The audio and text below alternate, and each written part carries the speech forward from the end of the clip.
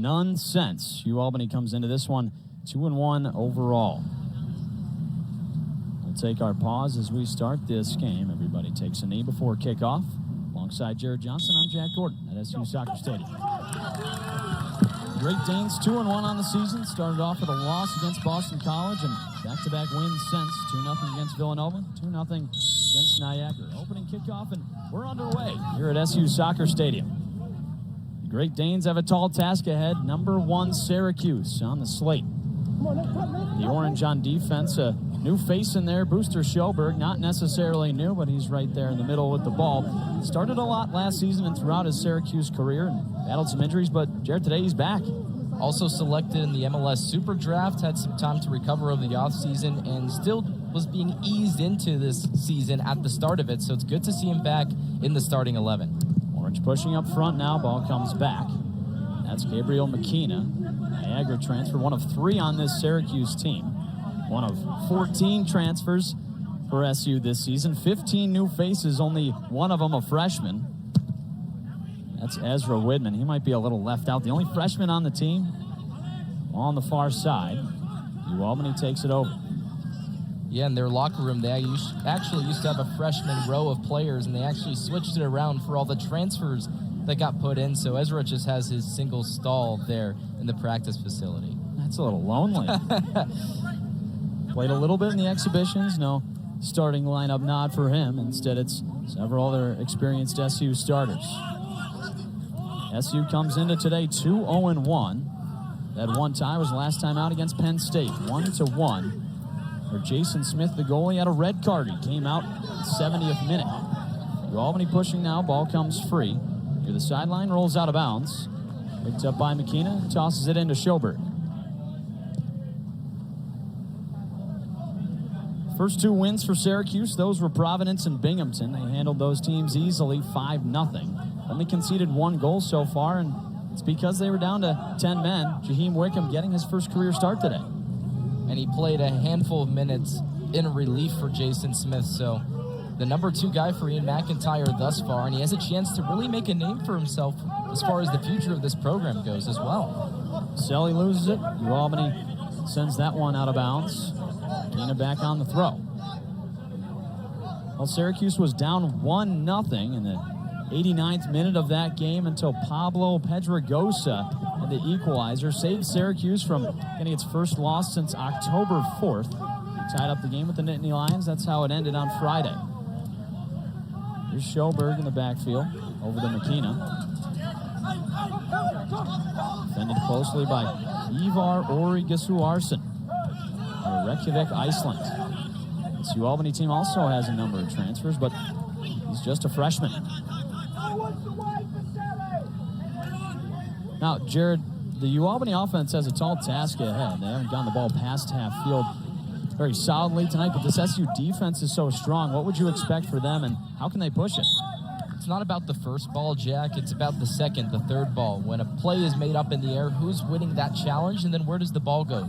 Anticipation of where they can exploit SU. That's the biggest thing when it comes to soccer. When there's changes in possessions, anticipating where that second ball goes. Now, in terms of the SU defense, the lineup's changed a little bit. A ball forward here. There's Kalukian, takes it off the shoulder, and say he was a little off. Yeah, just behind the line and getting a bit antsy there. He's a guy that usually likes to receive the ball to feet. And that time, just a little bit ahead of the line. Jared, I know you're dying to talk about Nicholas Kalukian. What have you seen out of him so far? He doesn't have any goals yet, but he's really caught your eye. I mean, the sophomore out of Michigan, need I say more, a guy that transferred from a pretty good soccer school to arguably an even better one that has a star on its crest. So Kalukian really coming here with a chance to prove himself because he had to earn a spot in that starting 11 and has done everything right thus far except score goals. So really good at linking up offense for Syracuse, holding the ball up in front of the box.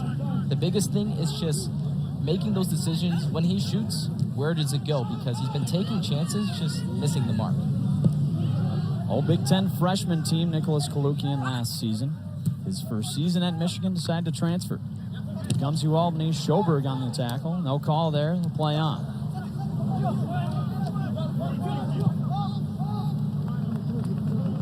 Ball back to Wickham, making his first career start. Jason Smith out of the lineup, had a red card against Penn State.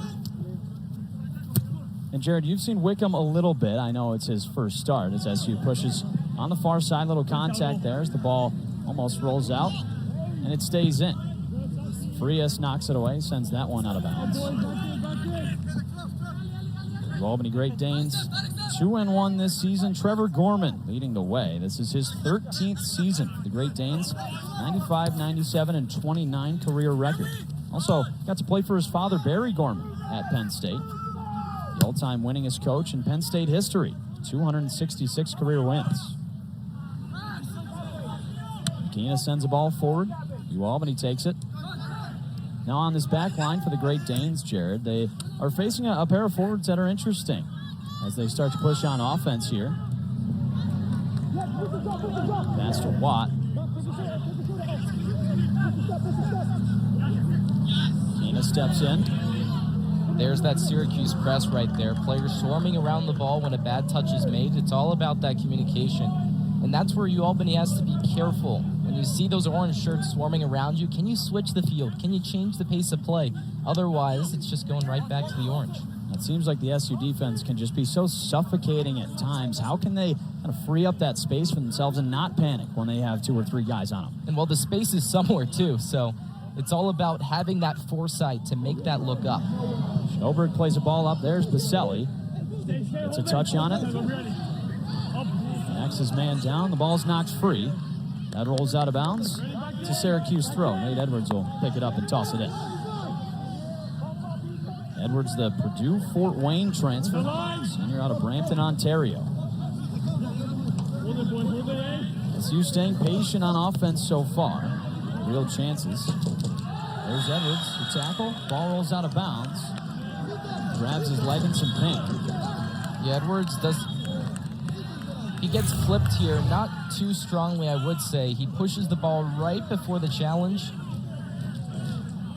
and then he tries to get out of the way, so he'll get back to his feet, but did a good job using those quick touches there to get past his defender. Free kick for Syracuse. That's Mateo Levesque. UConn transfer has 2 assists this season. Tied for the team high with Jonah Leibold. Jack, a huge reason why he's the set-piece specialist for this team. One of those coming from a corner kick, so watch out for his cross here.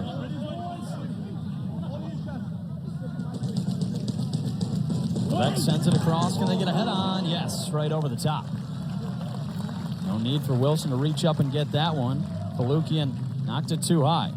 It's a good play, good thinking, and Kalukian knocking right on the door, makes that near post run.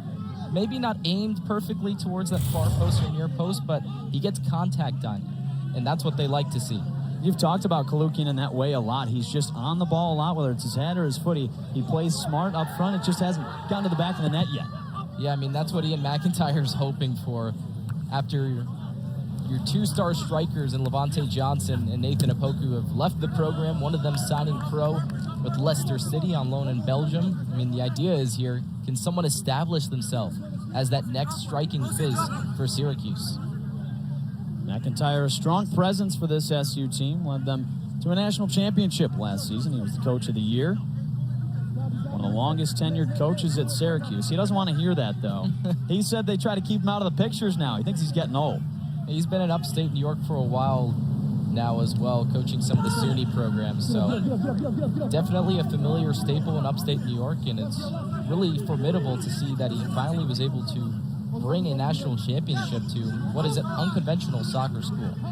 First head coaching gig came with Oneonta State back in the late 90s. Ball played across. There's Gisuarsen.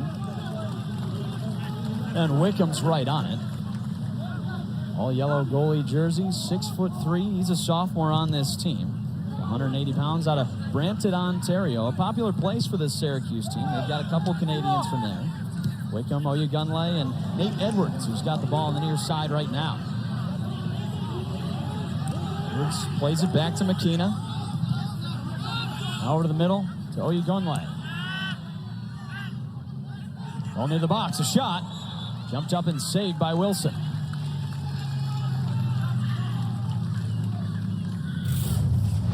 Kalukian again is waiting for the ball. Kind of interesting because it looks as if he was called offside. The last touch was off Albany, so Unsure as to why that was called, but good idea from him behind the line again. Really a good scoring opportunity. Second offside for Syracuse. New Albany's got it. There's Lucas Watt. Gives it up to Edwards. Some contact near the sideline. Ball rolls out. Edwards has it for the throw. Gives off to Kalukian. 3 Great Danes around him. Edwards back to McKenna. Now over to Levesque. Trio of transfers. Albany takes it back over. There's Edwards again. Jared, we talked about him before the game. He is just everywhere with that speed. He's so pacey, and he's out of Purdue Fort Wayne. You think of a guy and like, wow, where did he come from? Ian McIntyre said he's known about him in his Toronto FC playing days as well. A lot of those Brampton guys from right outside Toronto, and really that's where the recruiting pull comes from, knowing that he has that skill set. Maybe was a bit too raw beforehand, but now has had time to develop and transfer here as a senior. New Albany back in action on the offensive side. Ball played in front. Down goes Thielman. He grabs at his knee, rolling on the ground. Whistle on the field. Syracuse is going to take over. Jeff Thielman, the only man on this team with a goal and an assist so far. We highlighted him before the game. A grad student out of Bad Homburg, Germany. Getting his second start of the season in game number 4. Josh Balluz plays it to Brewster Schoberg. New Albany needs to get the ball to feet to Thielman. I mean, he's chasing that ball there. He gets caught up between a Syracuse player and another one. And ultimately, if he wants success, he has to receive that ball to feet. Kalukian now trying to break free. It's a little bit of space on the ground. Whistles on the field. This is heading New Albany's way. Yeah, you can't break dance over the ball. A dangerous, not necessarily dangerous play, but it is ultimately you got to try to get back to your feet and make a play. Otherwise, it is a foul against your team. Can you break dance, Jared? I wish I could. I broke my arm in March. Oh, so no. I'm still rehabbing here. But no, I don't have those skills that Kalukian had. No. Okay. Albany plays it out front. There's Balluz with it. Heads it back to Wickham.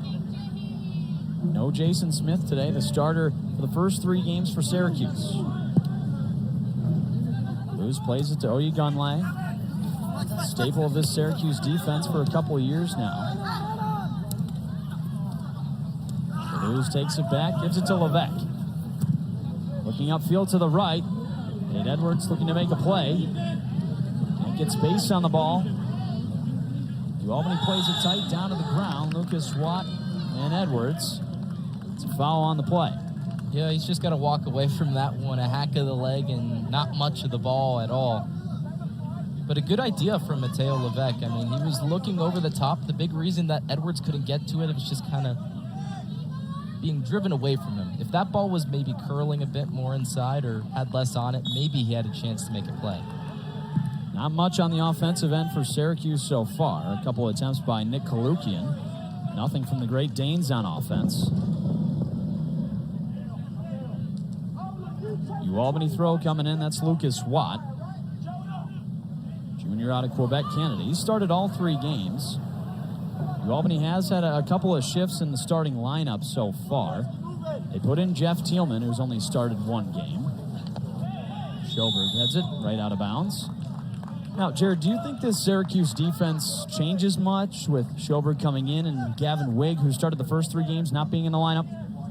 It's all about versatility for Syracuse. It's players that can play in the system. I mean, games past, Balluz has played centrally. He's played in the midfield. McKenna likewise. So I don't think much changes. The biggest thing to watch is set pieces as far as the marking goes, because when you have guys like McKenna and Balluz back there, they bring a lot of size and height, maybe to mark those front and back posts. So overall, though, when it comes to open play, there are a lot of guys that are capable, including a guy like Pablo Pedregosa, who is warming up right now, who had that goal against Penn State as well. That was out of bounds on Giswarsson. McKenna on the throw-in.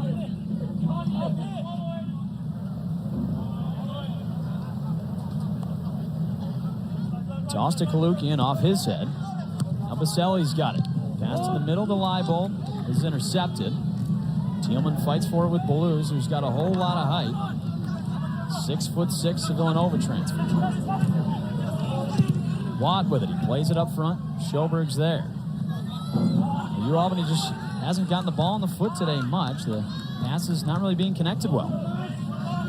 And players are looking for it. They're looking to make that switch, but ultimately a Syracuse player is always there on the first touch of a Great Dane. So, I mean, that's what has to change. Can there be an option for a first touch pass? Or maybe a turn out of pressure? Ultimately, that's what's got to change early on for Albany. But so far, 15 minutes through, I mean, you're not complaining with a 0-0 score. Now, Jared, one thing you brought up before the game is the way Albany might attack the Syracuse defense, saying a lot might come from this near side because Oyegonle is on the left and he's a lot more experienced, and you've been right so far. They're trying to go at McKenna on this side. Yeah, they've been switching things around. The biggest thing I've been surprised about, though, Jack, is, I mean, Albany hasn't pressed up more. I mean, Jaheim Wickham has his first collegiate start, and you would think there'd be a bit more energy, a bit more risk-taking, but so far it's been a bit more conservative. Wickham hasn't faced any pressure so far. No shots from Albany. Levesque's on the ball for the free kick. Takes a lot of set pieces for this team. Yeah, this one far out. He might go short. Now, Jared, one name we haven't heard called today is Giorgio Kochevsky. Not really involved in the offense from the middle so far. There goes Levesque. Ball knocked away. McKenna on the throw-in. Baselli and right back to McKenna, the Niagara transfer. McKenna plays back on defense, but also in front. Here's a pass in the middle. That's stopped by Wilson. Cheeky back heel flick, just not enough on it from Kalukian. Great play there by McKenna. Threaded ball inside. Baselli picks up his head, one quick head, and then he makes that pass, and wow, I mean, that's a second or third chance from Kalukian. He's still knocking on the door. Such a crafty player. He tries to make it happen from any angle in any kind of situation. Albany pushing it forward. Boulders lets that one go out of bounds. A goal kick coming up for Wickham. Jared, you said one of the things about Wickham so far, and he played in the spring a lot, got to play in England when the team went over. He's a good ball stopper, but not the most experienced passer yet. Here's Caleb Valance, a high kick that's way out of bounds. Wickham's got a tough task today. Albany's a solid program, scoring 2 goals in back-to-back games. A pair of wins for the Great Danes. Yeah, and if you're not getting shots on net, why not try one from that distance? I know it's sailed pretty far and wide, but it gives you a chance to reset. I mean, watch for this Great Danes defense to maybe take a bit of a step up more. I think the only reason that they're playing a bit more conservative, you see Kalukian hugging that back line. Kalukian with a backheel pass, that's Leibel. Tries to make a chase on it, can't get there. Ball sails way out of bounds over the national championship banner, which is somehow smaller than the ACC championship banner. Gunley on the throw-in. There's a better view of it right there. There it is. Now, Jared, it's scorching hot today. It's been in the mid-80s, up to 90 today. What effect do you think that has on these guys? There will be a hydration break in between halves, so that'll help a lot. Here's Levesque, pass over to Edwards. Now into the middle. It's knocked away. Levesque, the left footer. Bowie Gunlight. And patiently up front. That's Kochevsky. Over to Edwards. A pass into the middle, off the post. No chance for a rebound. That one sailed too far. Alex Payachek trying to control it. He's knocked to the ground and a whistle on the play. Last shot on goal was close. Edwards taking a risk and almost planted it. Yeah, it looked like Nate wanted to get that ball to that far post for a cross. It kind of kisses off the crossbar. Well, we bring in head coach Ian McIntyre on a real hot, scorching day. Coach, what have you seen so far from your team? Yeah, it's a good soccer match. We knew that Albany is a terrific team. They've kind of tweaked their formation a little bit to play 5 at the back and really try to frustrate us. So it's about us making good decisions on the ball and making sure when the ball turns over that we get numbers behind. But yeah, it's going to be about us being patient and moving the ball around. And Coach, Jaheim Wickham makes his first collegiate start How do you think the team can continue to protect him? So far, not much action, but things could change as the half rolls along. We have a lot of faith in Jaheim. Jaheim played the spring for us and went over to England. He's a terrific goalkeeper. And look, Jason made his first start for us a couple of weeks ago. So we've got a lot of faith in Jaheim. Thanks, Coach. Good luck Thanks, to you. guys. A lot of firsts for this SU program this season with all the new faces. Like you said, Jason Smith making his first starts for SU. He transferred from Utah Valley. He's not playing today. He's inactive, so it's Jaheim Wickham. There's Schobert. Smith getting that red card against Penn State for a challenge outside of his box, so challenge that had to be made, but late to the ball. Yeah, the way Coach McIntyre put it was just unfortunate. A collision that couldn't necessarily be prevented, and Smith came out. Syracuse got on the board with a goal from Pablo Pedregosa just a few seconds after the Penn State goal. Pedregosa on the sideline waiting to check in. NC State transfer is one of those guys, Jared, that this SU back line, the midfield, there's a lot of versatility. Guys like Josh Balluz that can play a little further up, and they can also play in the back. I mean, you can watch Olu Oyugumle up there on that left side. They're not playing with overlapping center backs, Syracuse, but these center backs are getting very high up the pitch. And so what does that do? It provides an option when Mateo Levesque or Giorgio Kaczewski are sucked into the top of the box. Olu's there to clean up the scraps and maybe make a play outside or get it back into the box. It's very interesting. They'll have to be measured as the game goes along. Looks like a hydration break coming. Oh, or subs. Hydration breaks will happen at some point in this app because it is so hot today. Oh, they fooled me. I was right the first time. Both teams coming off the field for a hydration break. It's been in the mid-80s. A lot of sweat, a lot of heat. We're going to step aside. Still scoreless at SU Soccer Stadium between UAlbany and number 1 Syracuse. We'll be right back.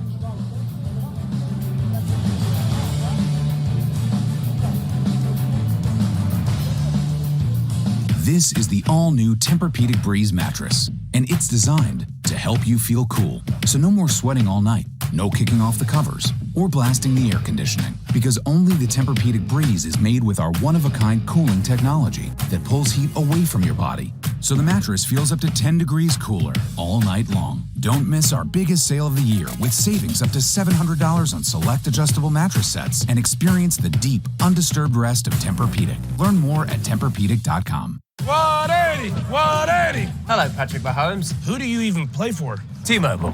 T-Mobile has plans that make upgrades work for you. They even have a plan which makes you upgrade ready every year. That's good play calling. Cheers. Take charge of your upgrades with our Best Go 5G plans at T-Mobile. A hot day here in Syracuse. Scoreless between UAlbany and the number 1 Cuse. A hydration break just concluded. Jared, that gives Ian McIntyre a free timeout to talk to his team. And a chance to get some water as well, but he was definitely articulating a few things to his team, especially about the midfield shape. Speaking about UAlbany playing a bit more of a diamond, they started out as a 4-4-2 and kind of shifted to match what Syracuse is doing. So what does he want his attackers and his midfielders to do is to exploit that half space, the space between the midfield and the defense for UAlbany for transition play. So Syracuse has had a lot of chances so far, but hasn't converted, so maybe that little change can allow them to have more time in the attacking build-up. Now, Coach McIntyre did say to us that this UAlbany team plays just as good, if not better, of a diamond than Penn State, a top 20 team that Syracuse tied the other day. Free kick coming up for UAlbany. 20 minutes into the first half, still scoreless. 3 shots for Syracuse and none for UAlbany so far. Hydration break just concluded. It's been hot all day.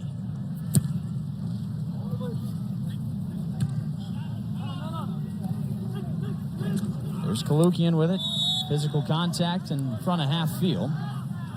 UAlbany keeps it after a little push on the back. Kalukian's grabbing at his ankle down on the ground. Looks like a bit of collateral damage, the push, and then maybe just a bit of the cleat there from Santiago Frias, but Kalukian's back on his feet. Levesque with it. Keeps it on this side. Canis stops and gives it to Edwards. Back to Levesque. Switching fields now. That's Oye Gunley. He can play up front a little bit. Passes it forward to Kalukian. SU pressing. Cross into the middle. A header wide right by Levesque. A great chance for Syracuse. Couldn't convert. That's a beautiful attacking buildup, and ironically, all started by Levesque, who's then the trailer when it comes to that run to the penalty spot. Syracuse, just a quick few passes, and then that chance right there is exactly what head coach Ian McIntyre wants.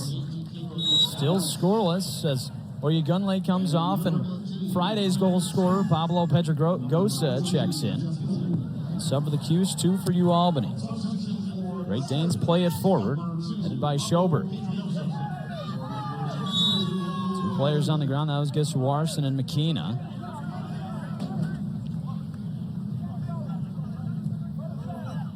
Real clutch moment for Pedregosa on Friday. Syracuse trailed 1-0, and just seconds later, Pedregosa corralled a rebound and knocked it into the goal.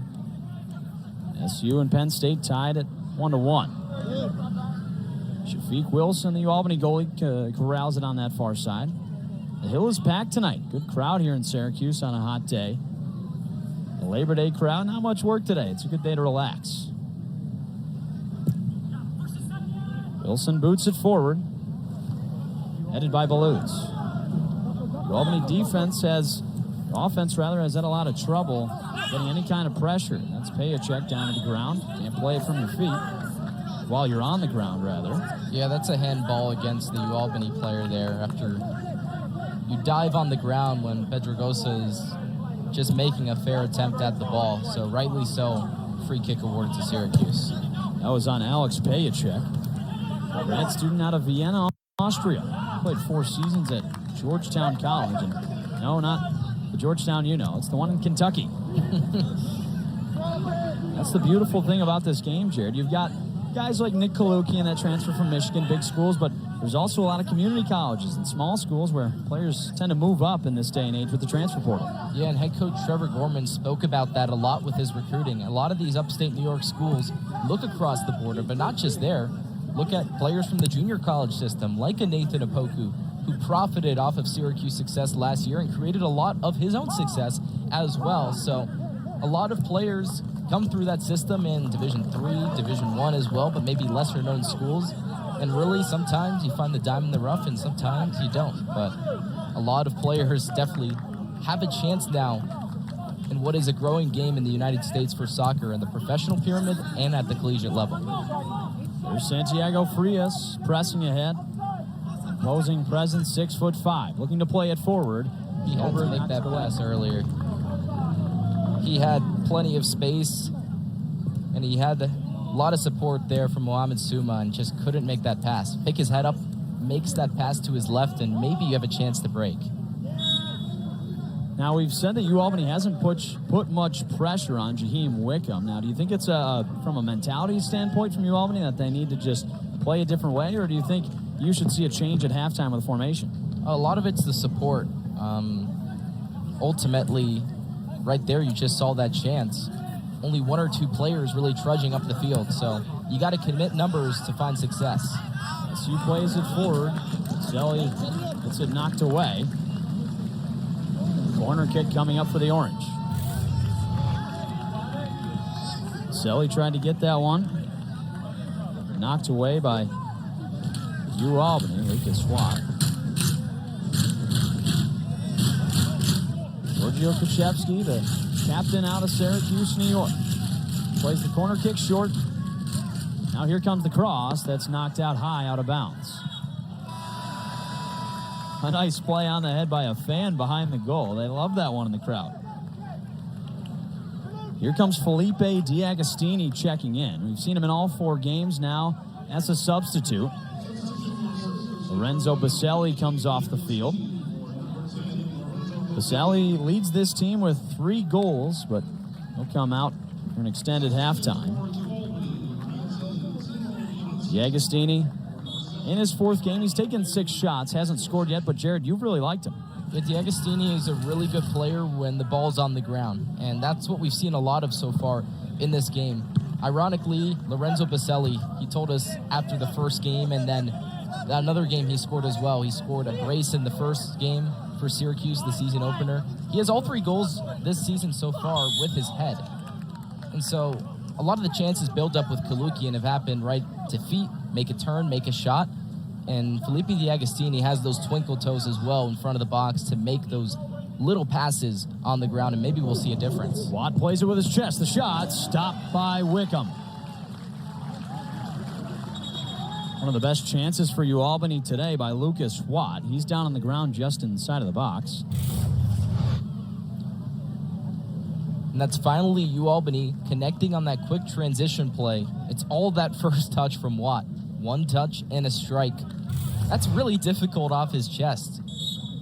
And so definitely a bit of skill there from UAlbany, but they're going to need a lot more than just some skill displays to get chances like that, because they're going to need a lot more support in the attacking third. That's the first chance so far that was really threatening. Best opportunity so far because of that beautiful touch from Watt off his chest. Instead, Syracuse fights for it on its offensive end now. Ball knocked out of bounds. Pedregosa will throw it in. Syracuse 3 shots today, but still scoreless against UAlbany. The Great Danes have come to Syracuse and knocked off a top team before. Ball knocked away with a whistle. Again, it's Kalukian. All over the ball.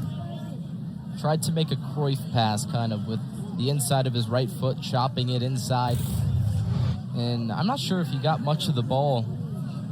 Maybe more of the man. He does get it here. Maybe the slightest of touches from his defender, nevertheless, gives Syracuse a chance to distribute either from the right foot of Kacheski or Levesque's left foot. Kalukian's not afraid of contact. We've seen him go at a lot of people so far. He's a physical player. Doesn't have the speed of last year's forwards in Levante Johnson and Nathan Opoku, but certainly a crafty player.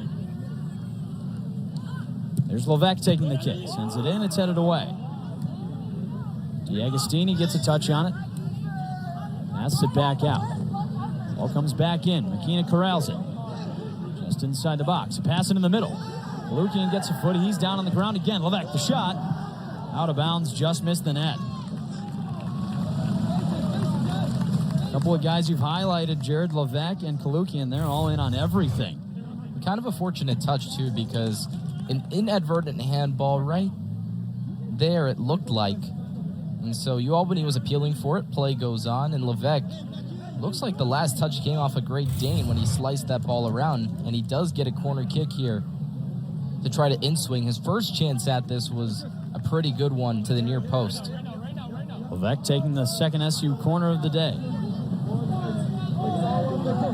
Finds Kaczewski short, a pass in the middle, header over the top. Oh, so close. That was Pablo Pedregosa. Another tall figure that can play up front as an SU defender. Couldn't put in the right spot. He's so good at waiting. That's the biggest thing when it comes to service as far as an aerial header. Maybe not necessarily waiting in one spot, but shuffling your feet, moving, trying to figure out where that space is. And another chance for Pedregosa at the right time. Couple of subs for UAlbany. Lucas Watt out. Vasily Papadopoulos in. Next, Wilhelm out. Riley Liston in. Still scoreless through about 30 minutes of play. Syracuse offense has been stifled so far. They've gotten a good amount of chances. It seems like only a matter of time, Jared. Yeah, and UAlbany has shifted the field a bit more as far as compacting its shape. So if Syracuse can continue finding these switch balls, Levesque looking from left to right or Kaczewski looking likewise, then that would give Syracuse a chance to break with speed as they have done down the flanks. We haven't seen a ton come from that left side. It's been a lot of McKenna, Edwards, Levesque working from the right side of the field. There's Edwards now. Takes it in front, tries to get a pass off. That's deflected out of bounds. Into the students. Crafty move from Edwards. Just a nice roll with the sole of his foot inside, then the touch outside. And it grants another corner kick to the Orange. Levesque taking corner number 3.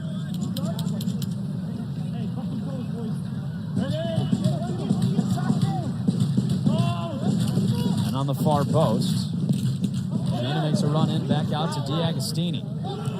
Plays it into the middle. The shot over the top.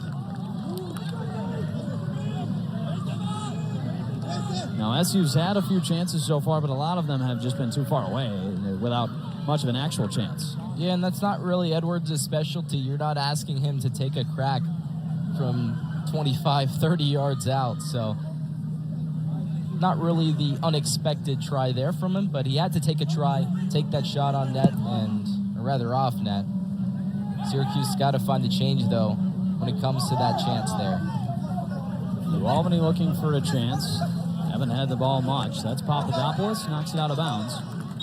Jared, it looks like for the first time this season, we see Noah Singelman, the two-time captain for the Syracuse Orange, hasn't played this year. He's making his first appearance. Grad student defender out of Rheinstadt, Germany.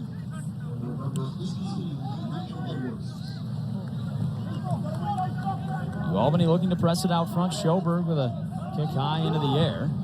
That ball's headed away. Now, Jared, if SU's getting healthier, Singelman's in, Schoberg getting to start, this team could look even better on the defensive end. And Singelman's playing on that right side, operating on that right side, working an off-season injury, but he was pivotal to Syracuse's national title win in 2022, or rather 2023, trickling on into that winter season. There's Singelman with some contact. Ball heads out of bounds. He's a fifth year that's played in now 76 matches through his first 4 years, and this is his 76th. He's got 6 goals and 9 assists as a defender. Levesque plays it into the middle. Back outside. There's Singelman. Serve into the middle. It's deflected away. Ball knocked out by UAlbany. Luz stops it. Going to keep SU in some offensive action here. Whistle on the far side. It's been very difficult for Jonah Leibold to operate on that left side. Haven't called his name a whole lot. UAlbany's pushing a lot of pressure to that right side flank and really haven't seen him buzz up and down the field that much. So maybe that's something that changes for Syracuse going into the second half, because so far the Great Danes have had him on lock. Leibold's one of those guys that Syracuse tries to work its offense around. He has 2 assists this season. He's also a pivotal part of last year's national championship. There's Levesque down on the ground, but he recovers. Still scoreless, 0-0. Jared, that's got to be surprising to you. I know I am. A lot of chances for Syracuse, sometimes half chances as well, that really just didn't come to fruition. It's the final product. It's that final touch. Whistle on the field. Kuchevsky tried to save that ball and got more subs coming in. Mamadi Gianna heads into the game. He scored last time out against Niagara on a PK for UAlbany. Now goes Alex Payachek.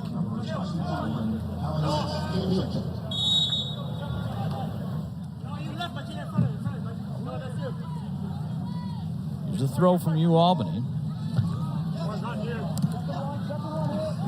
Syracuse takes over. Kalukian to D'Agostini. Well, knocked away. There's Leibold. Trying to find some room. He doesn't. Great Danes trying to push. It's knocked away. Kuchevsky's got it. Pass to the right side. Singelman corrals. We'll play it a little bit slower. Jared, do you think SU needs to kind of change its style as we wind down this first half? Well, they're doing little tweaks, Jack. Jonah Leibold is playing basically centrally now. We talked about him not finding space on that left side.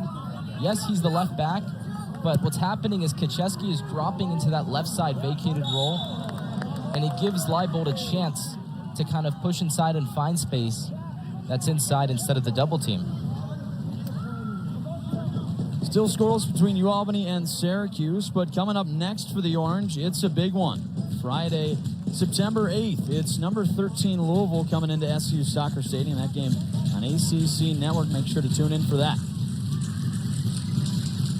Now, Jared, we've seen a lot from this right side. Do you think that's a product of UAlbany trying to press in that matter? Like you said, Jonah Leibold not getting much action from the left, so ball's been played a lot here right in front of us.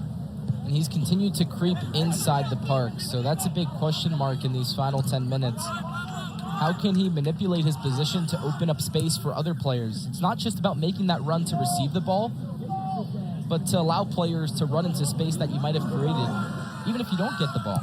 There goes Leibold pushing it forward. Ball's knocked away. Pedregosa gets a foot on it, sends it over to McKenna. SU looking for a chance. Singleman passes in front to Levesque. Cuts back towards the middle. Can he get some space? Doesn't look like it. Great Danes kick it away. Schoberg getting physical. He keeps the ball. Now Singleman's playing on this right wing pretty pressed up. There's a chance for him to do it. I mean, Albany hasn't really found much attacking prowess, but in his first action in a while, he's been offside behind the line a few times, maybe just getting a bit too antsy. Shaking off some rust. That's his second offsides so far. Singleman's been a staple of this SU program for Ian McIntyre, a fifth-year, two-time captain. He was a major part of the championship team. He made the fourth penalty in the 7-6 shootout over Indiana in the championship. He's not too happy with the call. Albany plays it up, headed away by Pedregosa. Kalukian controls, looking for space in the middle. He's got a head of steam. Down to the ground again. It seems like Nick Kalukian can't stay off the ground. And the referee's letting things play, though, too. So fair contact from Albany. Kalukian getting back up to his feet. That's just one of those 50-50 battles. Kalukian a presence everywhere. He's very much involved in this SU offense. Transfer from Michigan. Still looking for that first goal, though.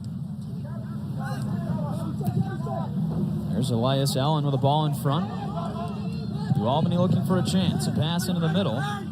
SU's got it. McKenna pushes it up. That's headed away.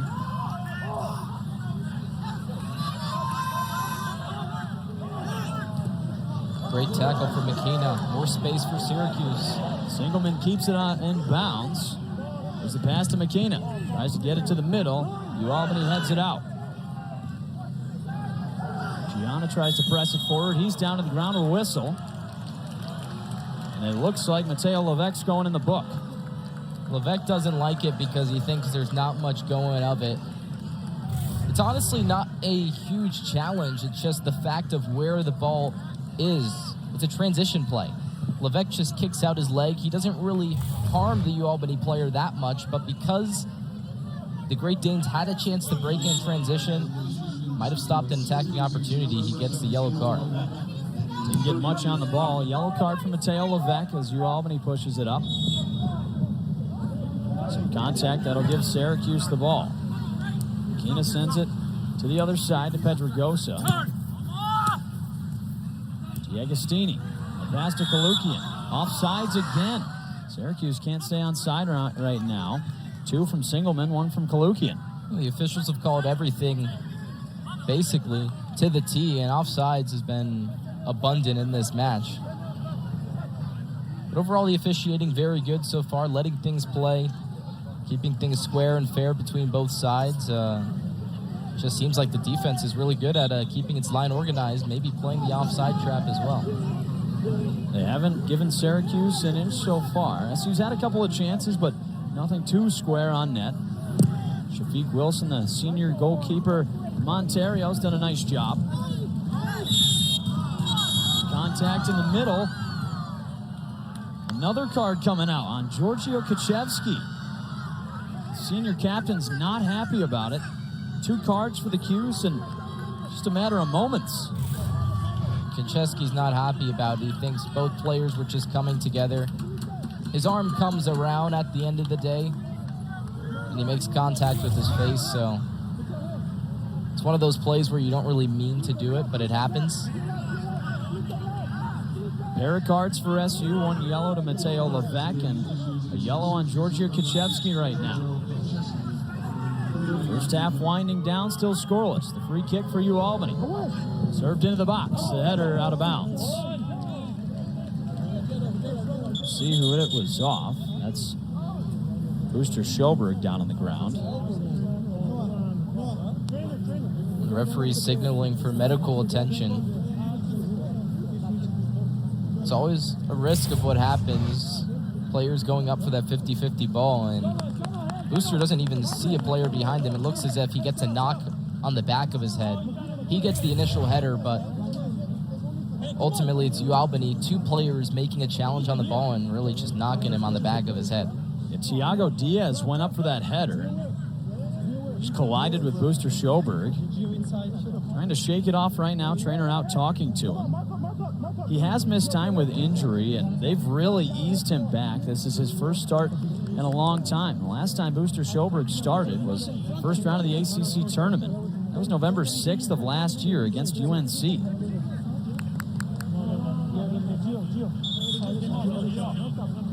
See if they make a substitution here. Looks like Gavin Wiggs trotting onto the field. The senior has started 3 games for the Cuse, and Schoberg tried to plead his case, but he's coming out. There's 2 reasons that happened, Jack. Either it was planned by Coach McIntyre, or ultimately also 2 things that could have happened by coincidence. That, of course, with the injury timeout and the medical attention, he does have to come out at least for a moment. And Syracuse does choose to make the substitution and put on Gavin Wiggs. Corner kick for Albany after the ball was knocked out of bounds. Timo Janssen to take it. He passes it short. Now the long pass into the middle. The header, Levesque's got it. He knocks it away. The touch by D'Agostini, the speedy midfielder. As the ball taken away, Albany recovers. Great Danes trying to make their first real push right now. Only 1 shot. Pass in the middle. Toulouse gets a foot on it. Now back up front. There's Watt. The pass is knocked out of bounds. That was a shot. Wickham tried to get on it. It was knocked out of bounds. Good attacking build-up from Albany. It appears with all the substitutions that the Great Danes are finally taking chances now. Lots of numbers up the field. And there are even more substitutions now for Syracuse in the final 5 minutes, so watch out as more purple shirts trudge forward and maybe press this team in the late goings of the first half. Wickham takes the goal kick. Couple of subs for SU. This is the first we've seen of Ezra Whitman, the guy we mentioned earlier, the only freshman on this team. Freshman midfielder standing at 6 foot, 170 pounds. Ian McIntyre has been very excited about it. Here's the pass in front. It's knocked away by Albany, out of bounds. SU corner coming up. Noah Singleman wants it.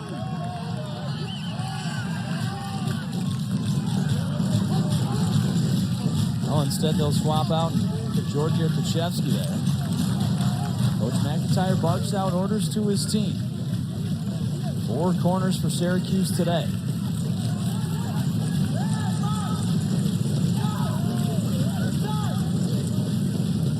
Kuchevsky lines up and serves it in. It's a low-line drive, knocked to the ground. The shot is in. He scores. Oh, that was just outside. This one stays scoreless. Thought that one was in the net. It's beautiful technique. It's that short hop coming out of the box. You just wait for it to drop and you take it right on the half volley. And that's amazing. What a way to make your first impression if you're Ezra Woodman. Just missing that near post. You can see the reaction from the bench.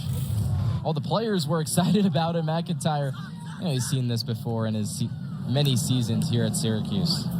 Only freshman on the field, and he's got no fear.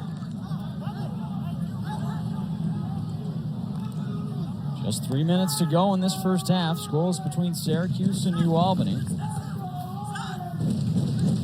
Daniel Diaz-Benia also in the game now for SU, the Princeton transfer, playing a little bit of midfield and back on defense as well. Jaheim Wickham, the sophomore goalkeeper, getting his first career start today. Jared, he's looked solid, hasn't faced much pressure, but his passes have been okay. No big mistakes. Been tasked with 1 or 2 half chances, but so far communicating well in his box. The Syracuse defense has been well organized. Albany pushing it out front on offense. The slide tackle from Syracuse. That's McKenna. There's another card coming out. The 3rd yellow card of the day for SU. McKenna went for a tackle, and ref didn't like it. We got to see another look at this. I mean, the only reason it's a card is because McKenna is approaching him from behind.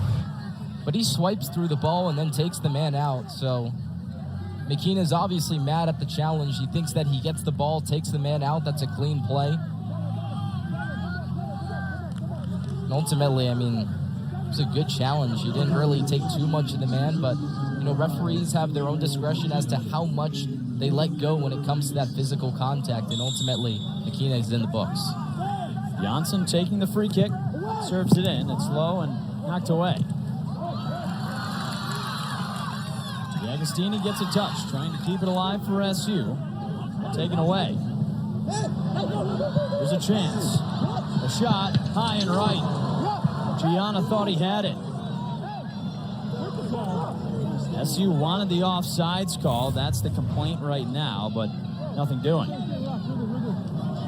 It looked as if the second official would have been waiting for the chance to transpire, just in case video assistant referee chance is needed. But of course, the shot going off the crossbar and out of play, no need for a second look at it. Now, the reason he was so open was it looked like SU was just trying to trap him off sides. He broke free in the middle. There's Wig with it. Senior making his appearance today. Started the first 3 games, but not today. Booster Schoberg began the game in place of him.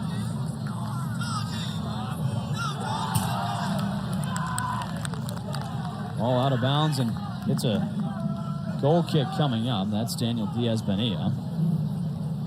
Been a sub in all 4 matches so far, the Princeton transfer. Has 1 shot this season. Honorable mention All-Ivy team in 2022. He had 4 goals and 3 assists. He's a staple of the Tigers program. Second team All-Ivy in 21.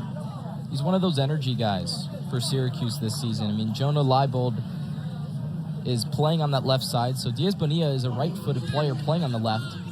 Ultimately, if he can just provide some extra minutes and fresh legs, he's doing his job. Trio of headers in the middle. There's a 4th and a 5th. Agostini tries to corral it. Albany trying to push. Chevsky passes it to that left side. Can't get it to Diaz-Benilla. So you still got it. That's Ezra Whitman, the only freshman. Only about 30 seconds to go. Still scoreless in the first half. Pass to the right side is picked off. Not much time. Either side to get on the board. It was beautiful passing until that last one there. Kacheski moving all the way from the left side flank into the middle. He could just connect on that pass. He had plenty of open space. Clock ticks down to 0s in this first half. Scoreless.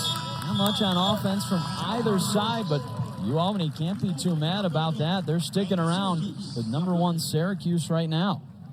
Nice Hawaiian polo as well, as always. Looked very happy on the field after that big Colgate win on the weekend. So Dino Babers is happy. Syracuse maybe needing a goal to be a bit more happier for Ian McIntyre. Now, if you were a coach, would it be the more simple collared shirt? Would it be a Hawaiian shirt, or would you look as good as Ian McIntyre? The tracksuit. Okay, nice and comfy. Something simple with the team logo, maybe the star on the crest too. It always looks nice. Well, SU's got a star on its crest after the 2022 National Championship. We're underway in the second half. Scoreless between Syracuse and Albany. Ball knocked out of bounds right away. Albany takes over. That's Max Wilhelm on the throw. Sophomore out of Soest, Germany. Whistle blows on the throw. Gavin Wig got a leg on that. Free kick coming up for SU. Definitely watch for Albany to press in these first 5 or 10 minutes. A lot of the substitutes that were put on late in the first half are still on the field for Syracuse, so head coach Ian McIntyre likes the look right now, maybe to manipulate and change things, so the Great Danes also have a chance to maybe put Syracuse on its heels a little bit. We talked about how we haven't seen a lot of Georgia Kaczewski and Jonah Leibold. This is certainly an opportunity to see more of both of them.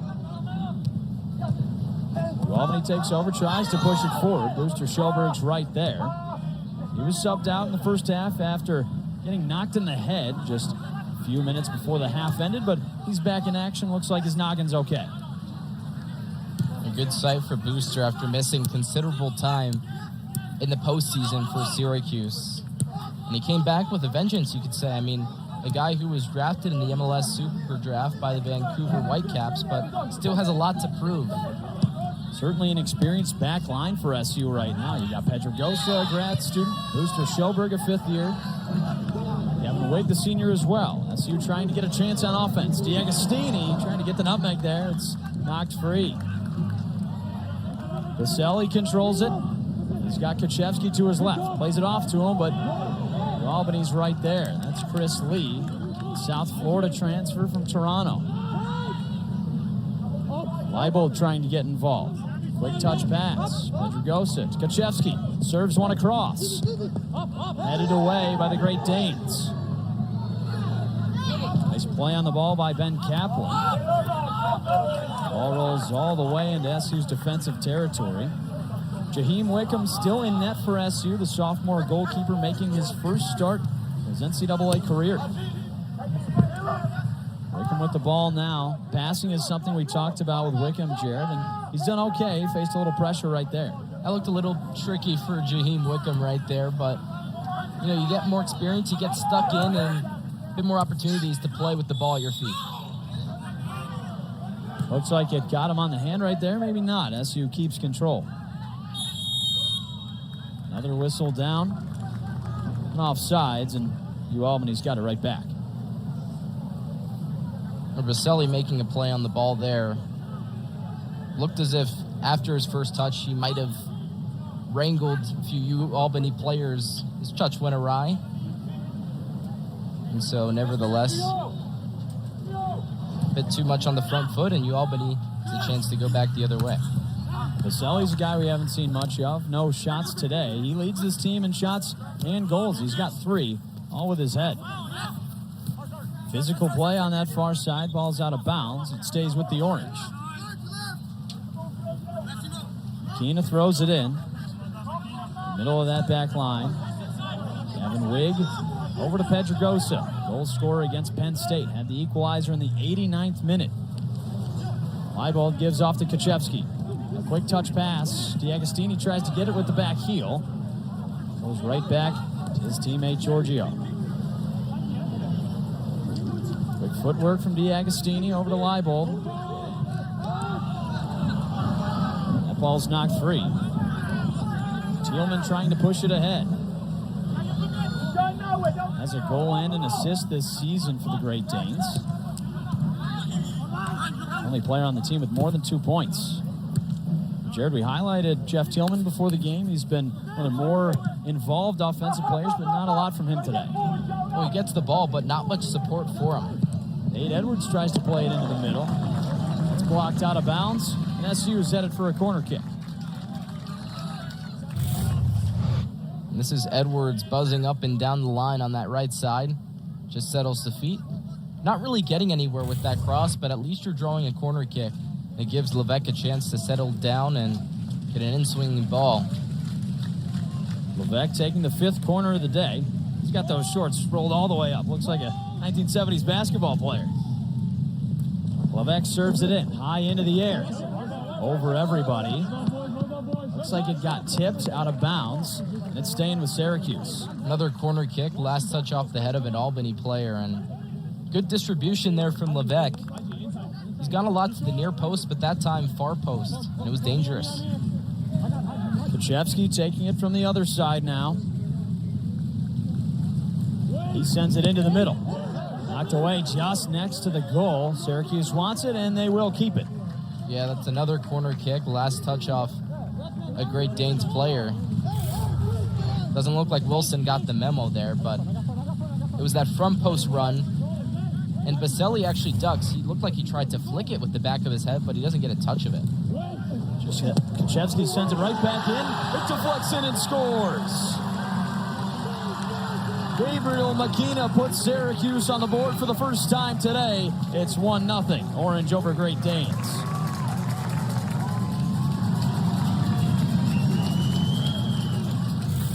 Who else but another Syracuse center back to convert off a set piece time and time again, Syracuse is finding success, and it's Gabby McKenna.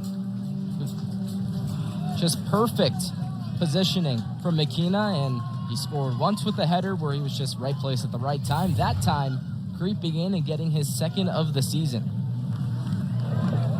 McKenna into the action. That ball was free. Got knocked around a little bit. He was just inches off the ground, got the head on it, and planted it in the net. Gives Syracuse the 1-0 lead it needed. The Orange were pressing a lot. You can't have that many corner kicks given up by UAlbany and expect not to give up a goal. Yeah, and really good chance creation from Syracuse. And ultimately, when that ball gets so low and you get that diving header, just get a little bit of it. And you get enough power on it to get it in the back of the net. 1-0, SU on top. First goal of the game. UAlbany trying to even things up. The last time these two played was 2021. It was a 1-1 tie. Noah Singleman had the only goal in that game.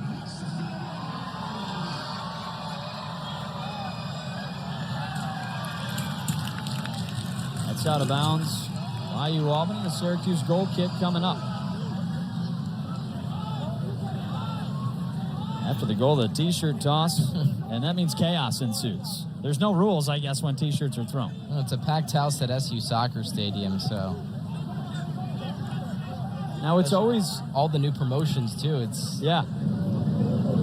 It's always been a popular event to come to a Syracuse men's soccer game, but ever since last year's run, it seems like the crowds are just that much more packed. UAlbany trailing by 1. Schoberg getting physical. And Thielman keeps it. Trying to break free of the 6'4" sweep. He does, sends it across.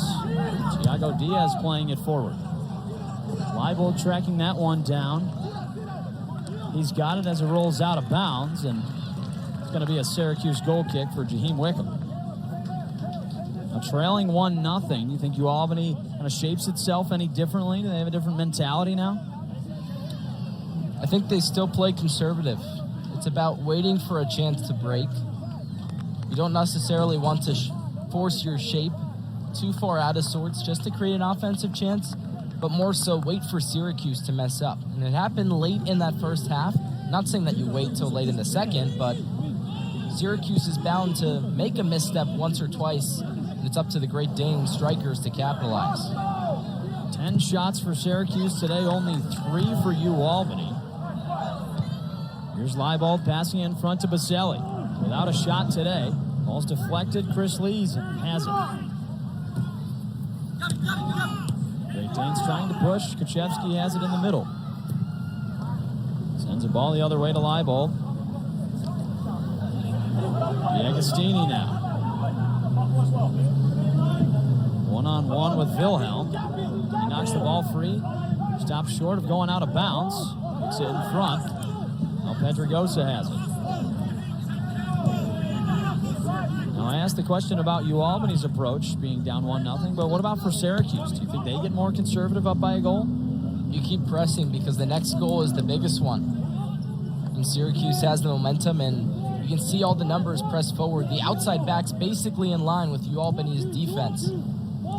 So that'll be a key to exploit that space.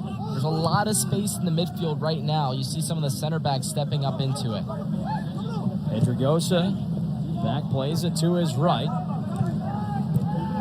Levesque quick touch with Edwards. Albany knocks it away. There's Pedregosa again with the left foot. Kuchevsky trying to make something happen. Leibold sends it through the middle. It's headed away. Second header, but Kuchevsky's right there. Liverpool product. More contact, whistles blown, and fourth part of the day coming out. This one is on UAlbany.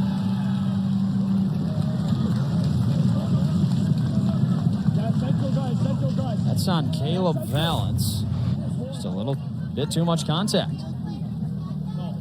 McKenna gets there. The goal scorer kind of sells it, but he's not complaining about the free kick. In a pretty dangerous territory if you're Syracuse. and continue watching what happens in transition, because we mentioned how is that back three shifting shape. Pedregosa is really, really up high. When Syracuse has the ball, there are only 2 center backs left, so they're really exploiting space left in that midfield. Kuchevsky and Levesque around the ball. Kuchevsky, the righty, takes it and sends it to the back post. A header. No action. I'm going to call him offside. That's one of those practice ground plays. Get the ball to the near post, then redirect it. Misdirect the UAlbany defense, but it's just a bit too far behind the line there. McKenna got ahead on it. He has scored a goal this season. That was against Binghamton. 3-0 win for SU. Up 1-0 against UAlbany here, 10 minutes into the second half, rather. Agostini, the quick pass. And it's right back to him. Full head of steam into the box, tripped up onto the ground. SU's got advantage. Leibold off UAlbany and out of bounds. The Syracuse bench wants a yellow card here. The referee plays the advantage. And quite honestly, I mean, all the ball was got in there. Sliding tackle across D'Agostini's body, quick toe poke. And so Syracuse is fortunate to get an advantage there. Santiago Frias got a foot on that ball. Wasn't on the leg like you said, Jared. Pedregosa will throw it in. Off the chest of D'Agostini. Quick passes in the corner. Leibold towards the middle. Knocked away. McKenna steps in. He's called for a foul. It's headed the Great Danes' way. Not a bad foul to take. You press, you're so high up the field. If you get beat, then UAlbany's behind the back line. So now Syracuse is behind the ball with all 11 players. Syracuse has looked more aggressive today. It shows in the numbers, the fouls and the yellow cards, but it's also giving them some help on offense. They've gotten free a couple of times now. This one's headed out of bounds. That's crazy. That's crazy. Yeah, you saw it. Lucas Watt to throw it in. Started all 3 games coming into today. Got the nod once again for his 4th.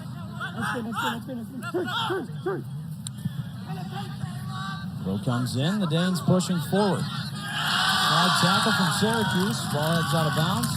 No foul on the play. That was Gavin Wigg. That was a beautiful challenge from Gavin Wigg. He just comes across the ball. It's right there for the taking. Yep, let me get that right there. Keeps his back leg tucked under himself and right through the ball. Throw coming in for Watt. Sends it into the box. UAlbany heads on it. He takes it back himself. Kick into the air from Lee. Lots of fight for it on the near side. Thielman pushing forward. Ball out of bounds. See who keeps it. Looks like the Great Danes. Throw coming from Max Wilhelm. UAlbany finally on its offensive end, Jared. What can they try to do to squeeze past this SU defense? Well, it starts right here. Maybe a long throw. Get a header on the near post. And get a bounce to go your way. Wilhelm throws it into the box. Headed away by Syracuse. Leibold working towards the ball. Pushed all the way towards half field. Knocked in favor of the Cuse. D'Agostini under it. He's brought down to the ground. He's all over him. That has to be a booking. Shetsky down to the ground. Another yellow card. That's Ben Kaplan in transition, the USF transfer. Just all over him. I mean, you can't do that. You can't do that. Pacelli absorbing the contact there. Kaplan gets the card. Back set to take the free kick. It's been chippy all day. UAlbany's been fighting, trying to keep itself in this one, but Syracuse has really responded. Kuchevsky passes back to Schoberg. Played the entirety of this half so far. Played most of the first half. Edwards on the right side. Pushes it ahead. Ball out of bounds. It's a corner. Or not. Edwards thought he was going to get it. Both referees were waiting for each other's decision. And so the linesman was waiting for his flag. He was like, okay, maybe the center official has a call, and they both look at each other, but they do come up with the goal kick decision. Subs in for Albany. Noah Singleman and Daniel Diaz-Benillo waiting on the sideline for SU. Orange up 1-0. We'll wait for the next round of subs.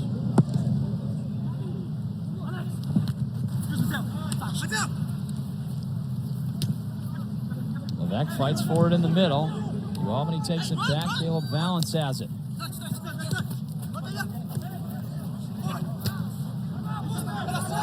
Back to the back line. Schoberg looking at his goalie. Instead, he'll toss it across. There's Pedregosa. Defender that can creep all the way up and on offense as well. DiAgostini off the chest and the foot. It's past Leibold. Pedregosa soaks that one on the head, and SU keeps it. All over to Schoberg, the fifth-year captain.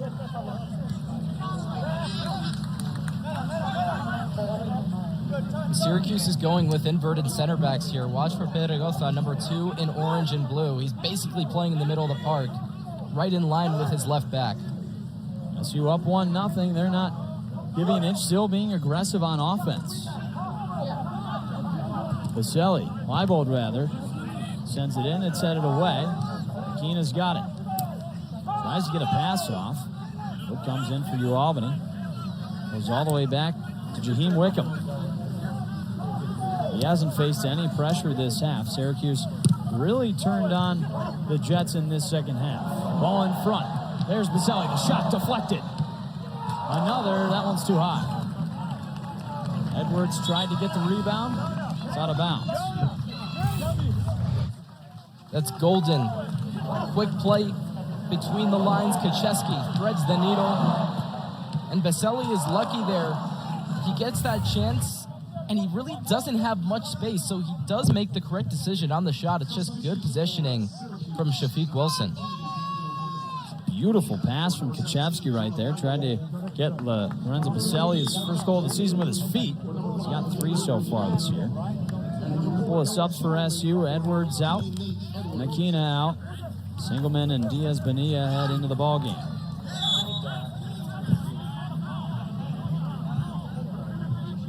Contact on the field. Levesque on the ground. He pops back up. Now, Levesque was involved in a lot of the ball control in the midfield in the first half. We've seen a little bit more Giorgio Kacheski now in the second. And that's because Kacheski's playing on that left side as well. So Syracuse playing with its midfield diamond almost. The shape's kind of shifted, but for the most part, 2 holding midfielders that are now playing on their offsides that allows them to cut inside on their favored foot. No Nicholas Kalukian so far in the second half. There's a big hit by Albany. No foul on play. Kalukian waiting on the sideline. He's warming up. Ball thrown in front. Cross over the middle is way over the top and out of bounds. Great Danes goal kick coming up. Now, Shafiq Wilson has faced a lot of pressure today, Jared. He's done okay. It was just that one header by Makina. What'd you say? Dealt with the challenge as well. Here's the goal kick coming up. Makina surrendering, or not Makina, rather Shafiq Wilson surrendering his first goal since the opener. That was a 2-1 loss to BU. 2 shutouts after that. Now, number 1 Syracuse with a goal on the board. Gabriel Makina off the corner kick. Albany trying to even it up.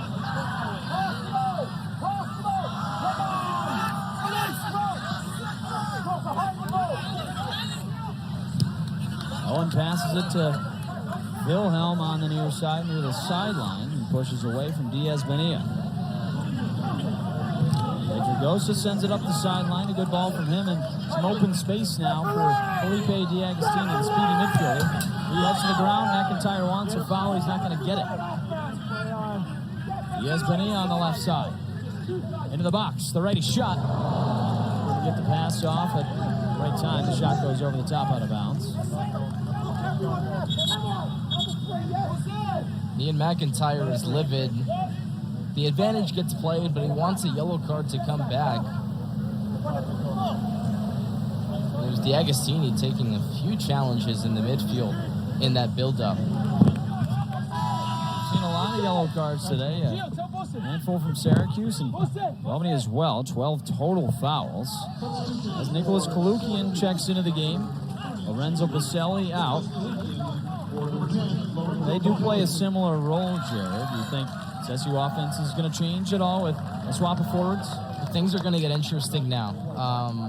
It looked a lot different with Baselli and D'Agostini, almost as if D'Agostini's craftiness was too good for his own good, if that makes sense. A lot of times making that extra touch too much and allowing Kalukian to receive the ball to feed instead of D'Agostini allows him to maybe make those more dynamic and progressive touches. Whistle. Coach McIntyre animated as always. He wants his players to hear him. Free kick coming up for Albany. Timo Janssen to take it. Sophomore out of Amsterdam. How many chances for Albany? Only one shot on goal today. Much pressure for the first start in Jaheim Wickham's career. All played into the box. Knocked away, down to the ground. Recovers and plays it across. That rolls out of bounds. SU takes over with a goal kick. The Orange haven't had to miss goalkeeper Jason Smith today. Defense has done a good enough job of keeping Jaheim Wickham from actually having to make a lot of stops. One shot on goal for the Great Danes. Admittedly for Smith, only 3 saves in 3 games, so not much to be busy about. Jaheim staying calm and composed as well, though, in his first start. Now, if you look at last year's SU team to this year, there's turnover on every part of the field, but the defense lost some important players, and it really stepped up to last season's form.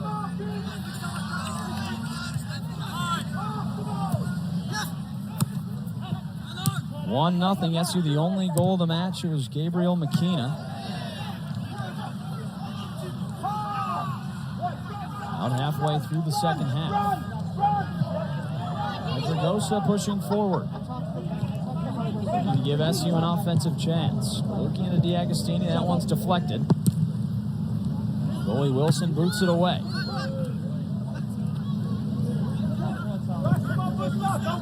Pass by Allen to the right side.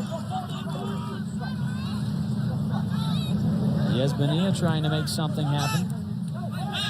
Albany hasn't had a ton of control in the middle of the field here. It seems like that's why they kind of struggled to push the ball up.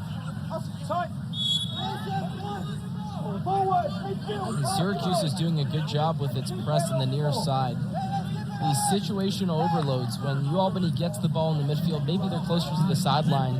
If you can push them to the outside, you're using that touch line as an extra defender. And maybe when they make a pass like they just did, you're a bit too late picking your head up and your teammate's called offside. SU's defense has been strong today, holding that back line well. Schoberg with it. Pushing it up the pass and off the heel. That stays in bounds. Kaplan passes it. Stays in bounds again. Elias Ellen tries to keep it in play. Ellen's been a big part of this Albany program. America East All-Tournament team last season. Albany made it to the championship game of the America East Tournament. Fell to New Hampshire, a top 25 team. They've won their conference a pair of times, 2016 and 17. Last year, not the ideal season, only 6-8-6 overall. America East play 3-1-3 though. That's how they made it. They were second when it came to tournament seeding. Syracuse looking to get it back on offense. Kalukian, Gachevsky. Adabania near the sideline. And he gets space to pass it. Doesn't look like it. Wilhelm passes it down the sideline away. Suma tries to push it up front. We haven't seen a lot of him. Mohamed Suma does have a goal this season. Didn't get the starting nod. Started the first 3 games, not today. Halfway through the second half, SU up 1-0.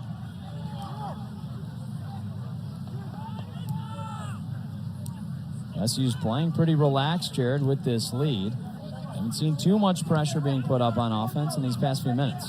It's been a bit difficult, too. Daniel Diaz-Bonilla is playing on the left side. He's a right-footed player. Despite being the grad transfer with a lot of experience, he's having a little bit of difficulty. So I want to see Syracuse switch to that far side of the field and play with that right side a bit more and see what they can exploit. Been the opposite of that first half when left side wasn't getting any love. Jonah Leibold, Giorgio Kuchevsky, not many touches. This half, it's been the right side.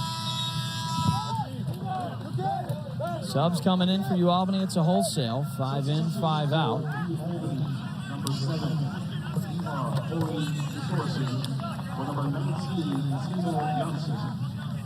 Number 2, Ethan Cook for number 15, Dan Kaplan. UAlbany in danger of dropping its second game of the season, 2-1 so far. They have come into Syracuse and beat a ranked team before. That big upset was in 2016. Great Danes upset the number 3 Orange 2-1. At the time, it was the biggest win for head coach Trevor Gorman. Albany went on to win the America East tournament and make an NCAA tournament appearance.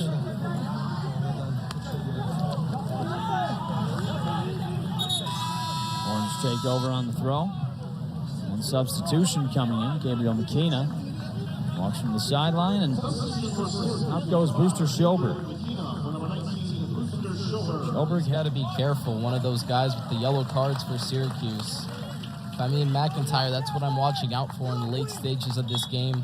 Players have to make tackles, and maybe you're putting yourself in a precarious position if one of those guys has to make maybe an ill-advised challenge. Now, do you think who's been in the game on defense has actually dictated how they played? It seems like they've been pretty stifling the whole way through.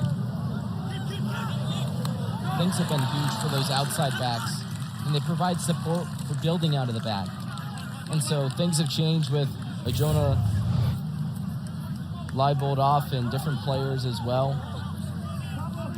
It's an easy save for Jaheim Wickham here, but when it comes to building out of the back, biggest thing is how Syracuse spreads the width, stretches the field. Both those wingbacks are so high up. Drake plays it forward. Albany tries to get a head off. Giver Ori Gisuarson, physical with Kalukian, who just can't stay off the grass. Yeah, he was late to jump up for the header, so ultimately collided with in the challenge. Gisuarson, the 6'4" freshman out of Reykjavik, Iceland. Set it up, boys. Let's go. Tried to make a challenge there and couldn't get it off. Mateo Levesque's going to take this free kick. They're setting it up. Could be a training ground piece here, front side.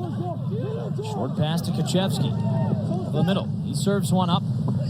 They get a head on, yes, but that's out of bounds.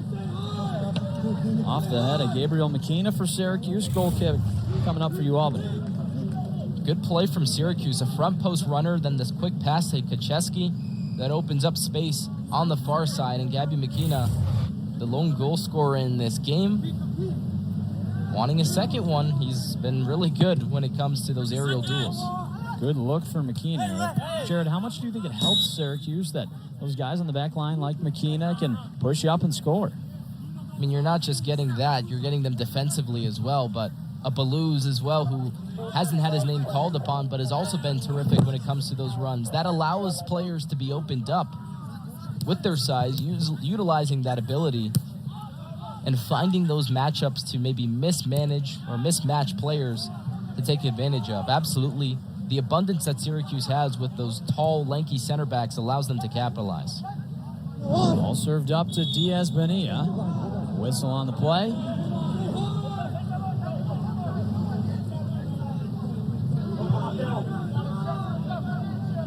Offside, and it's your Albany ball.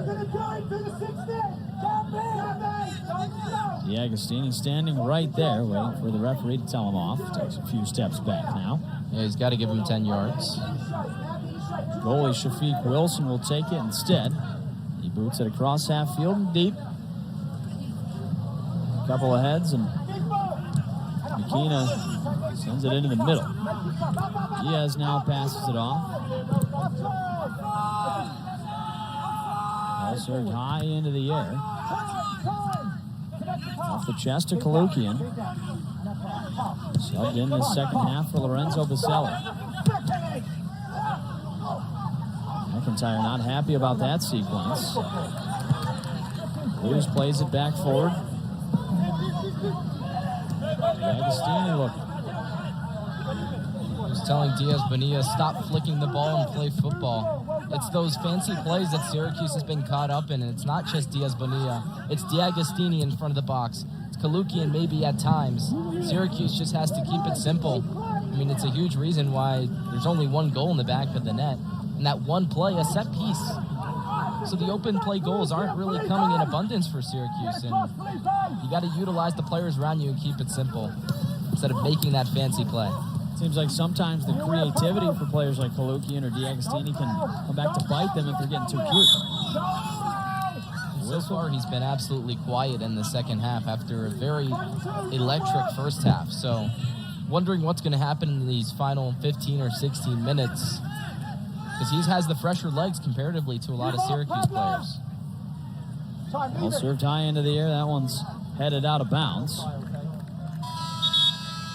Subs coming in for SU. Jonah Leibold, Lorenzo Baselli checking into the game. That's a good switch right there up top. Syracuse a bit too complacent as far as trying to build up.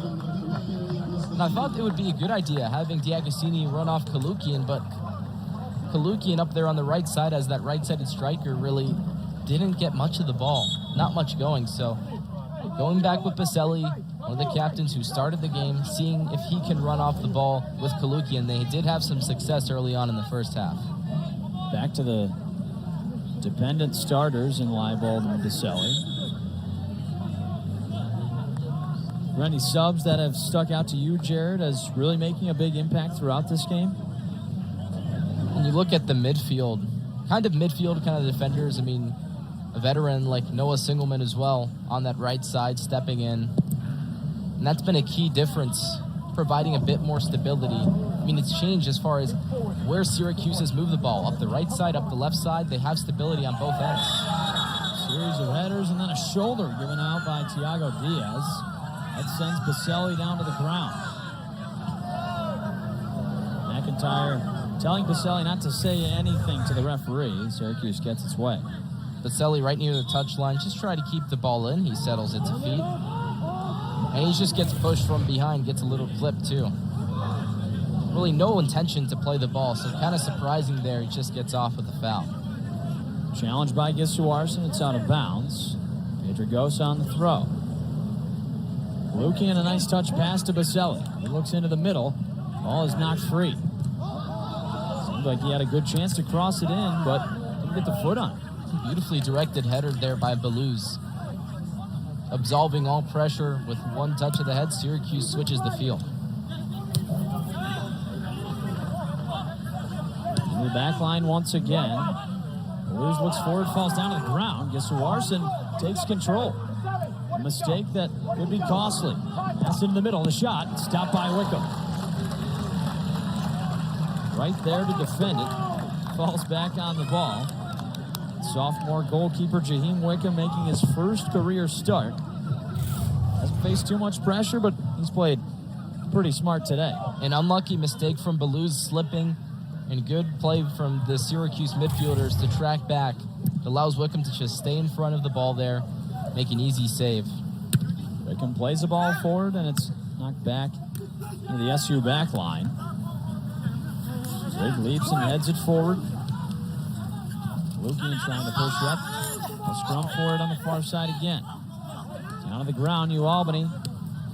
Looking to get numbers. SU defense is right there. The Great Danes haven't had a chance to push in a long time. Now with this group of subs, how can they try to get in a rhythm?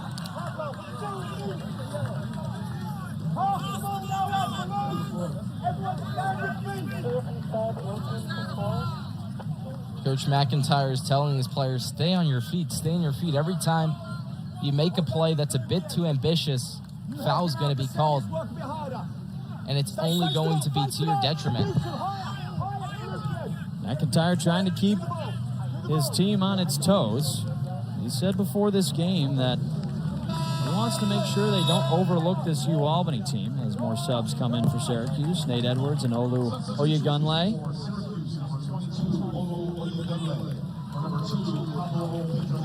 Madrigosa comes off. Singleman comes off. No matter where you look, Jared, there's just experience everywhere on the field, whether it's the subs for Syracuse or the starters. It seems like a big group of juniors, seniors, and grad students.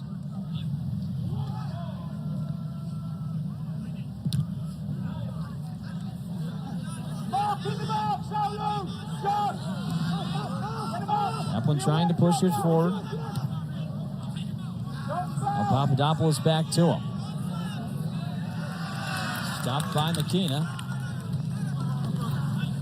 He passes it ahead.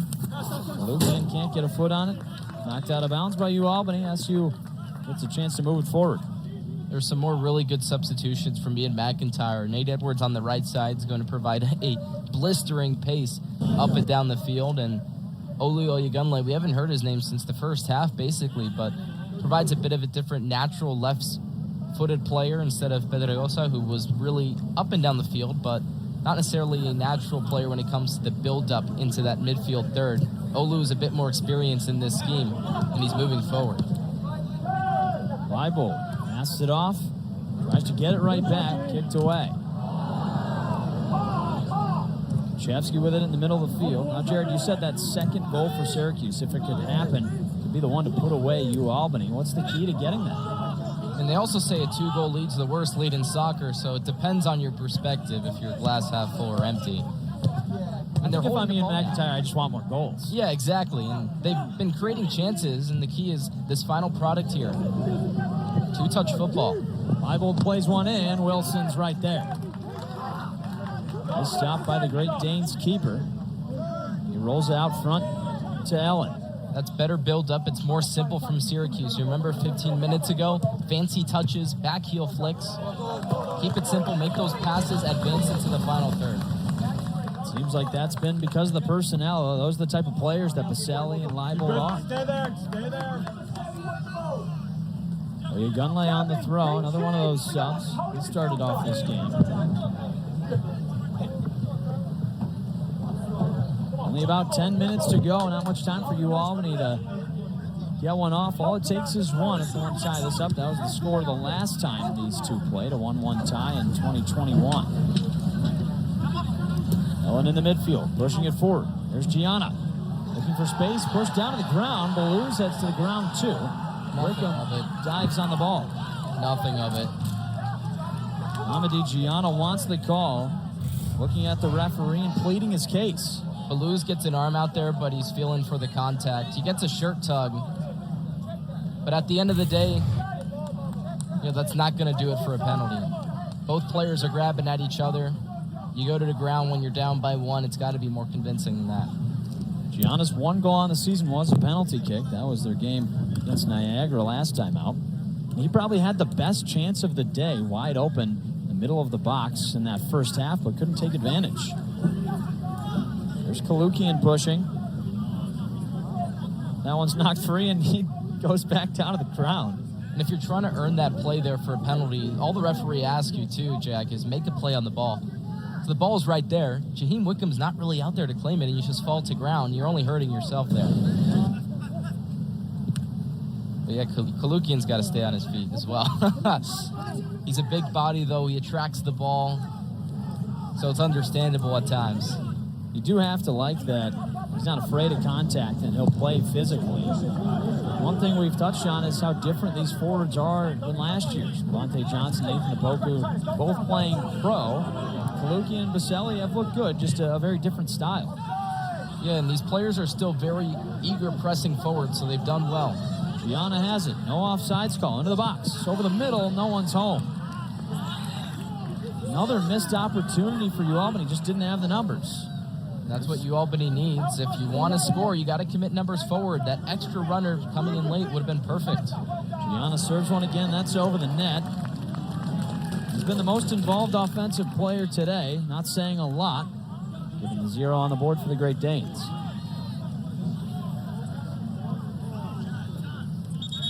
Gianna seems like that guy that they really need to take more advantage of on offense. They're not giving him a ton of looks. Is he a guy you think they need to start playing more passes through? I mean, he's trying his best, but if you're UAlbany, staying calm, but you're hoping that he's the one doing a lot of the pressing. I mean, Syracuse has been doing well as of late right now because you have Kalukian and Baselli really never giving an inch when it comes to pressing high up the field.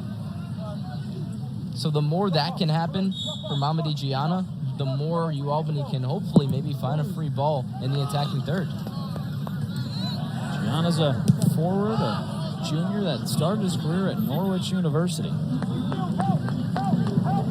on the ball around the sideline. It's out of bounds, and the Great Danes keep it. Gianna had an incredible career at Norwich, played 30 games and had 17 goals, 13 assists.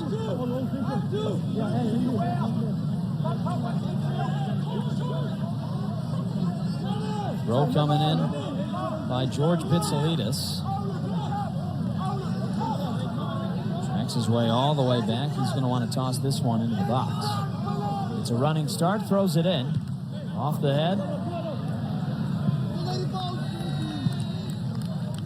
That one goes out of bounds.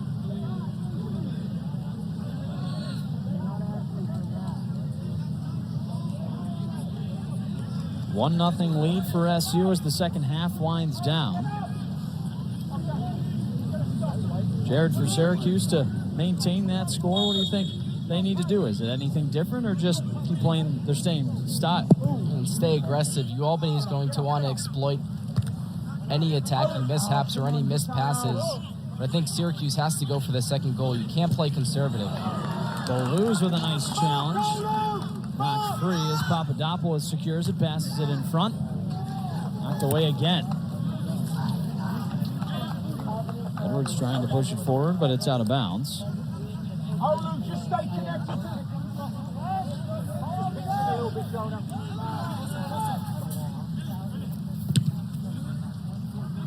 UAlbany getting some of its best chances here late in the second half. Orange have looked a little bit slower. The pace in general has slowed down. Gisuarson controls it.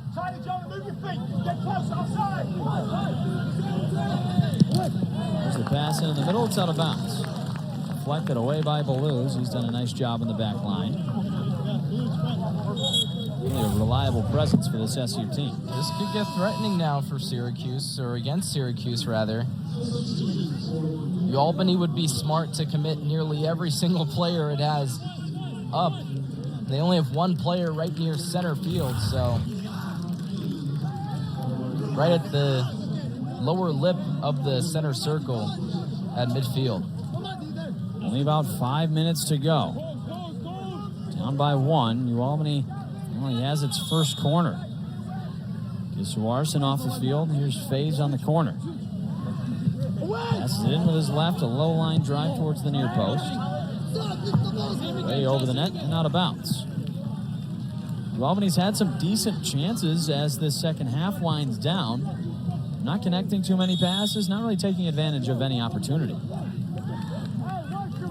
Maybe content with the chances they're getting in open play as well. That set piece, would have thought maybe you driven it into the air, but they stay conservative. You keep that ball on the ground towards the near post, you don't necessarily get caught for a quick transition play if Jaheim Wickham catches that ball and distributes. They did stay safe there. There's a couple players on this SU team that can really take advantage of the transition. You think of guys like Nate Edwards, but overall, the pace is different than last year's teams. There's a lot more guys that kind of just control the ball.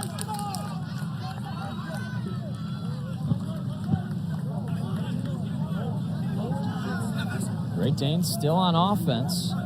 They've been pressuring SU, who's got almost everybody back now, up 1-0. Balance with it. Tries to get a quick pass off. Edwards swarms. Ball kicked away by McKenna. Back up top, there's Frias. Pops the ball into the air. The run is nowhere near. Wickham, another goal kick coming up.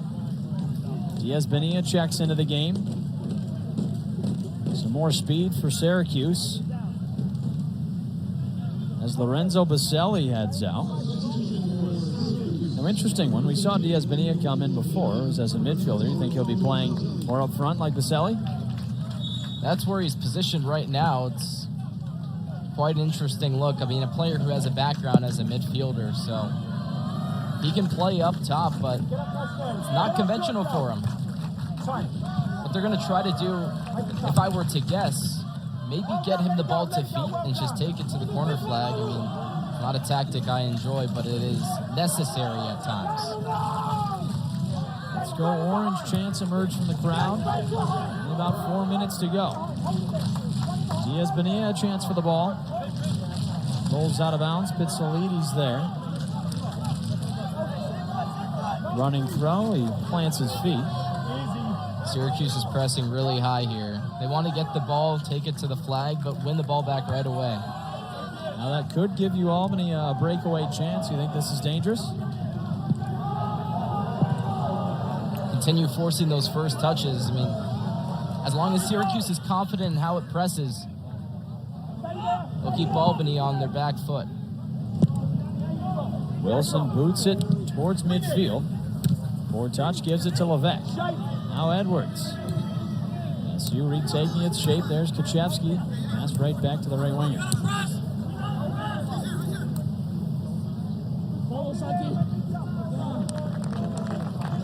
SU trying to play it forward as the clock winds down. They have everybody pressed up. You're right, Jared. It's hard to concede a goal when everybody's on the side. Edwards charges into the box. Ball is out of bounds. That's good from Edwards. Good work. I mean, he's going to continue to speed up and down that line for the remaining time in this match. There's not going to be a lot of players in the box. Exactly. I mean, not even one right now. Back on the corner kick. Not going to look for anybody in the box, like you said. A short pass right next to the corner. SU wants this clock to keep winding down. Up 1-0, 2 minutes to go. Looks like they've ditched that aggressive style, trying to score that second goal. They just want the clock to run out. Part of the game, only 2 minutes, and no stoppage time in college soccer, and also no overtime, a rule that was taken away last season. So players just playing to that final whistle. Final whistle's coming up soon. Syracuse is back in action next against Louisville here at SU Soccer Stadium. It's on Friday, an 8 p.m. showdown with an ACC squad. Albany in the time being, trying to make the most of the last minute and a half. Oya Gunlay on the challenge with Gianna out of bounds, and Great Danes keep it. Another throw coming in from Pizzolides. He's the guy they want to make that long toss. Into the middle. The header is not free. Wickham's right there. Leaves his spot. Now he falls on the ball. That'll certainly help wind down the clock. Wickham in his first career start, really no mistakes. I mean, not much to push him either, so Wickham, as a sophomore, still calm and composed. Plays the ball past half field. SU trying to get this clock down to zeros, up 1-0. Here's you Albany. On its last legs, Pizzolides. Challenged by Levesque, he can pass it forward. Leibold has it, trickling around the sideline. Sent around near the corner. It stays in bounds. Stop the ball. Pizzolides plays it forward, a header away. It's out of bounds. Dangerous play. Only 15 seconds to go. That was dangerous. They have to hurry, though. Albany lining up for the corner. Only 5 to go. Here's the pass. And they get it off. It's headed away. One more shot. No dice. Went down to the last moments of the ball game. It was an absolute battle. But Albany couldn't get it done.